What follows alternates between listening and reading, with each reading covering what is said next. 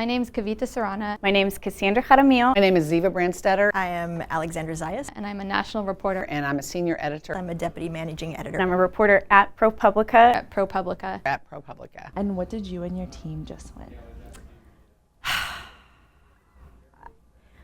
I'm going to try not to get emotional about this. We just won the Pulitzer for public service. Pulitzer Prize for public service. Public service reporting, honored by the Pulitzer Prizes. We undertook this reporting because we wanted to understand the impacts of abortion bans that were put into place after the Supreme Court overturned Roe versus Wade. This all came about because Kavita Sarana, she had listened to doctors who said that women would die if states passed abortion bans. The first story was a very in-depth visual essay of, the life of a woman who had been denied an abortion. And then we pivoted towards documenting the cases in which people had died. And we immediately found multiple cases that had keywords that indicated that these women had died because they didn't get timely reproductive care. This reporting really was shoe leather reporting. Oftentimes we were bringing information to families that they didn't have themselves. Particularly from the family of Amber Thurman. They went through unspeakable horror and unspeakable pain, and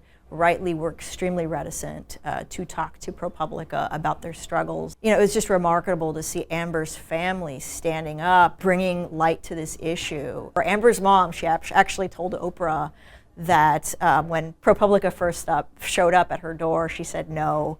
But Kavitha was persistent. This reporting has been part of the conversation as several states have been reconsidering aspects of their abortion laws. We have only scratched the surface of what we can understand about these bans, but there's many other states where we're still working to get death records free and still working to understand what has happened as a result of these laws. This recognition, more than anything, will help elevate the stories of the women who we wrote about.